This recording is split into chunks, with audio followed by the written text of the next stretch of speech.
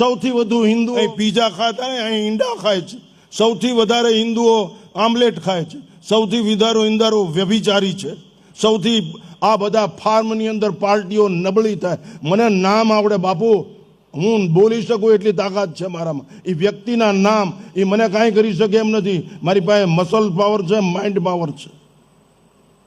એ હિજડાઓની ફોજે રાષ્ટ્રને ખતરામાં મૂકી દીધું. સંપત્તિ કાંઈ ન થાય બાપુ, કોઈક મારીને લઈ જાય અને પૈસા હાટું જીવાય.